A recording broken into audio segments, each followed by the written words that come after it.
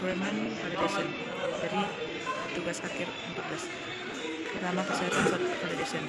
Apakah persyaratan lengkap? Tentunya kebutuhan mencakup semua fungsi utama sistem seperti login, manajemen user, data sapi, pemeriksaan gejala, riwayat penyakit, reproduksi dashboard, dan notifikasi analisis. Kebutuhan mencakup semua fungsi utama sistem seperti login, manajemen user, data sapi, pemeriksaan gejala, riwayat penyakit, reproduksi dashboard, dan notifikasi. Desain sistem atau use case diagram BPMN biar di UI atau UX menggambarkan semua kebutuhan yang telah diidentifikasi di tahap analisis. Kesimpulan persyaratan yang kedua, apakah persyaratan konsisten? Pernyataan, tidak ada pertentangan antara kebutuhan. Setiap fitur dijelaskan dalam format dan urutan yang seragam. Analisis, di bagian analisis semua kebutuhan disusun dalam format tabel yang berbasis skenario dan requirement. Di bagian desain setiap fungsi direpresentasikan secara tersusun dalam diagram dan rancangan terbuka yang sesuai dengan analisis. Kesimpulan persyaratan konsisten. Yang ketiga, apakah persyaratan yang mudah dipahami? Kebutuhan dijelaskan dengan bahasa yang jelas, sistematis, dan mudah dipahami pengguna. Analisis, di analisis kebutuhan dijabarkan melalui deskripsi fungsional, tabel dan alur sistem yang sederhana.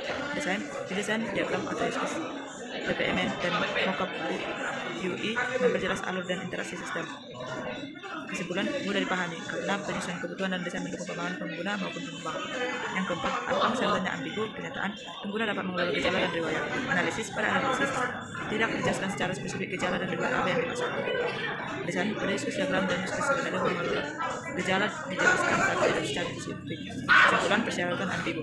Yang kelima, apakah dokumen persyaratannya terstruktur? Pernyataan, dokumen mengikuti struktur mulai dari latar belakang, analisis, desain hingga pengujian. Analisis, dokumen TE memiliki struktur bab 1, bab daulat, bab 2, struktur fungsi, bab 3, analisis dan desain dengan use case ERT, BPMN, bab 4, implementasi dan testing. Desain ditampilkan secara berurutan. Kesimpulannya terstruktur. Yang keenam, apakah persyaratannya dapat dilacak? Pernyataan, seluruh kebutuhan dokumen disusun dengan susun terstruktur sehingga dapat dilacak. Analisis, setiap kebutuhan dapat ditelusuri dari sumber yaitu dokumen seperti pada bagian rekomendasi dan hasil uji.